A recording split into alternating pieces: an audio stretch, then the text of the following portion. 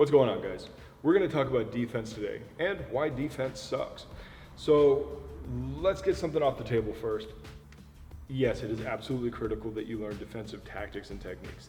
That's not a question. The range of those things, the nature of those things is all up for debate. But in general, you need defensive work, stuff that is responding to somebody else's attack. However, the reason the defense sucks is kind of two big critical things.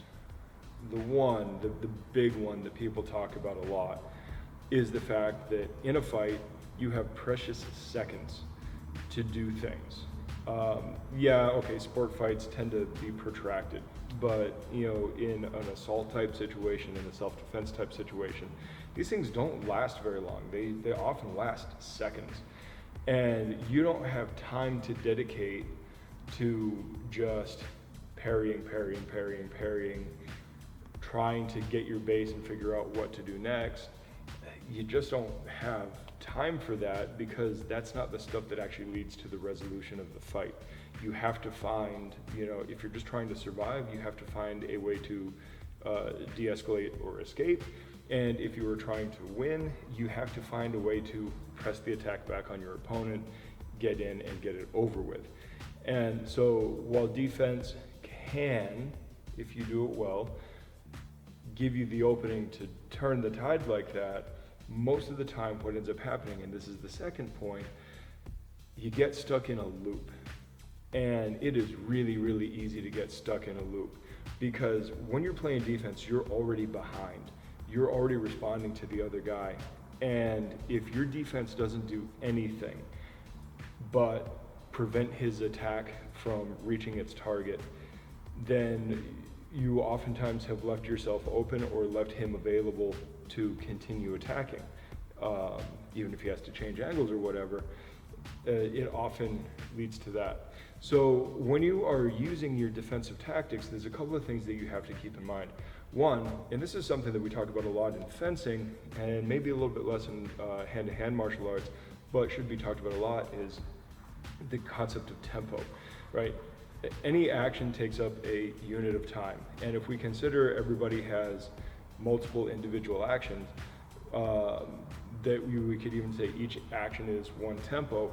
Well, anything that takes more than one tempo is going to generally take longer than something that only takes one. And so this idea of block and then attack is deeply flawed because of the fact that you are taking two actions to respond to a single action. And so that brings us to something that we at least like to say we specialize in Wing Chun, which is simultaneous attack and defense.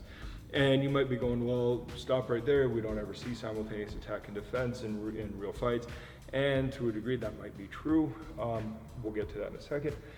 The other side of it is we know for a fact that humans can't multitask. So, we just rapidly flop back and forth between different tasks.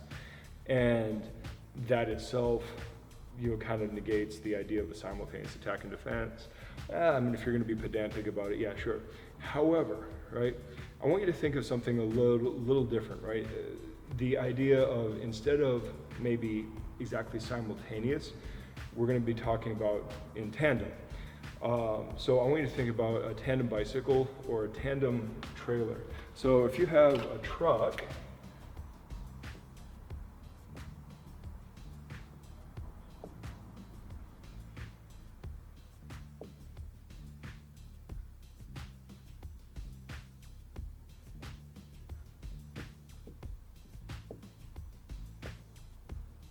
right, pulling two trailers, well, everybody is moving in the same direction.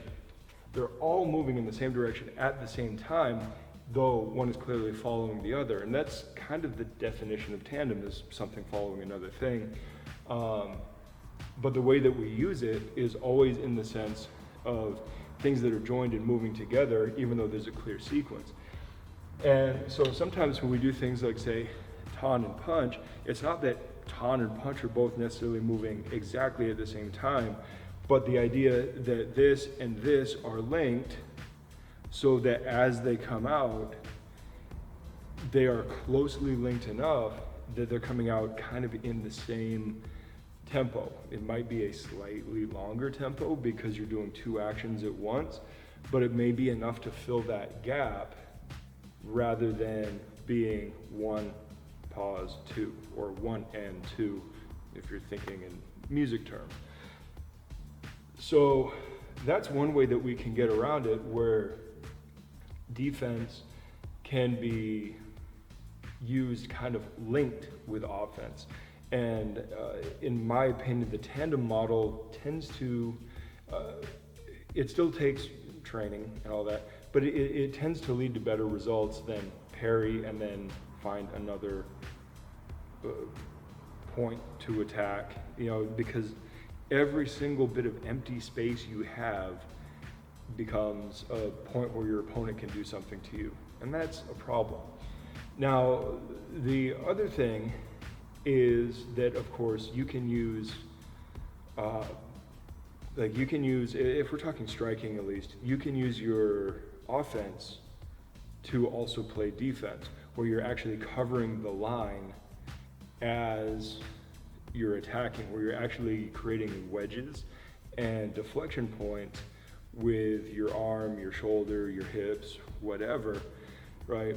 So if we take the technique of, like, say, jump sao and our punch together, where my elbow is basically cutting across that line like jump sao, and my punch is landing at the same time, I'm now covering the line if I'm coming in from the outside to hit, covering that line, wedging off the arm, and striking all in one movement. And that happens to be a particular favorite in the Wing Chun community because it works. It allows us to still manually control the limb and create a bridge, but it also allows us to attack at the same time that we're defending, and we're doing it by covering the line rather than a separate defensive action. And that's a pretty cool thing, and that's very much a fencing idea. So much of what we do is hand fencing, and when you look at, say, rapier and saber, so much of what you're doing is, as you are cutting, you are covering the line that you're cutting. Most cuts and most thrusts simply move from one guard to the next guard, and they cover through that effective area while both attacking and covering the line of attack so that you're not left hanging open. And that is a really, really, really powerful way to do that. And so there's your simultaneous attack and defense, and you're doing so by basically, using a covered attack. All right, so let's write down a couple of these here. I'll use a different color. All right, so number one, we write down tandem. So that's point one. So if you're blocking and attacking, or anything in that realm, parrying and countering, you get them tandem like this, and you're gonna have an easier time fitting those pieces together. Number two is covered offense.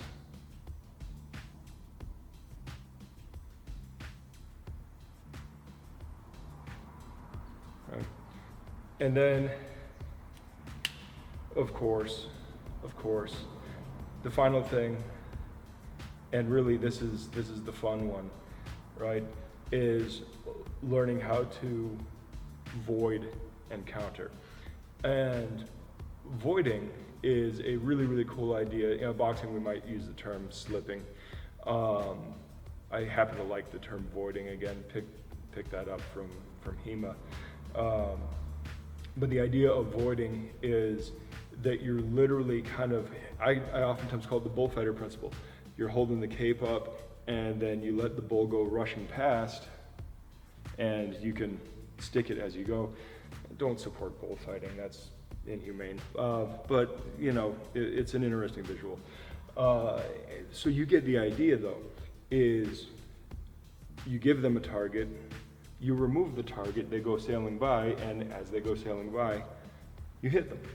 That is a fantastic strategy, and in many people's cases, maybe the more optimal strategy So we're gonna call it void encounter.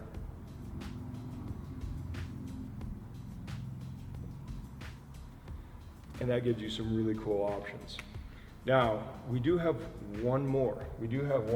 And this is another thing that we kind of specialize in Wing Chun, though there are plenty of other arts that use this idea. We often like to say that all your defensive hands should, they should do more than just, stop the attack from succeeding. Not only even deflecting, but they should deflect in such a way that opens up a target on your opponent. They should be jamming, stuffing, whatever word you want to use, to kind of, let's just say, put the brakes on your opponent, so it causes them to, in a sense, almost freeze or bind up, because they are now locked into a place. And I don't mean locking like we talking in, like with Chin Na and grappling, although that is a real thing, but more just you're jamming somebody into a body structure that they can't particularly use, and oftentimes jamming will break their structure. And then the last one, and this is something we talked about in Kempo a lot, is your defense is actually an attack. It's actually doing like limb destructions and things like that. In Kempo we always say every block is an attack, every attack is a block. Well, every attack is a block, that's covered offense. And then every block is an attack. Well, there's your limb destructions. Well, we do the same thing in Wing Chun.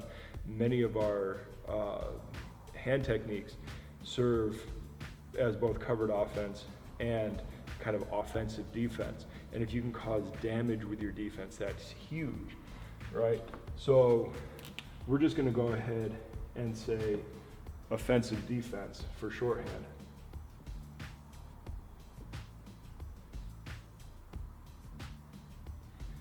And that is the huge one. Because if you can use those defensive hands in a way that becomes either damaging or structure breaking, let's just categorically say disruptive.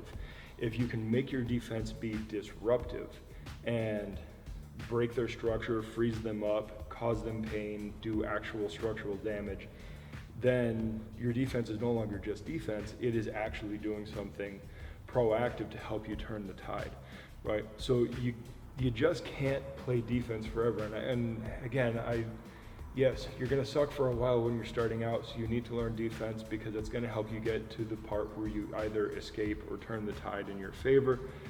Yeah, but your defense has to become something in this realm where you are doing something proactive with it, because if you're not doing something with it, every bit of empty space that you have is something that your opponent can use against you.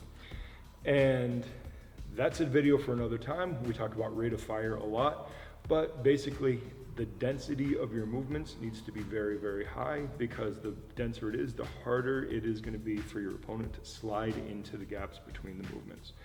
So with that, I'm going to get out of here, and I will talk to you guys next time. Good journey. Thanks for watching. Like and subscribe. In the links down below, you can find our social media, and I encourage you to follow us there. Take a look at our blog, where we have articles that go into depth that we just can't do in our video productions. And on top of that, go to our Amazon store and pick out a shirt that you like, and every little bit helps. If you're ever in the Phoenix area, look us up. Come in for a class, come in for open mat, whatever. Love to see you down here. You can find all our contact info on the website. Talk to you guys in the next one. Good journey.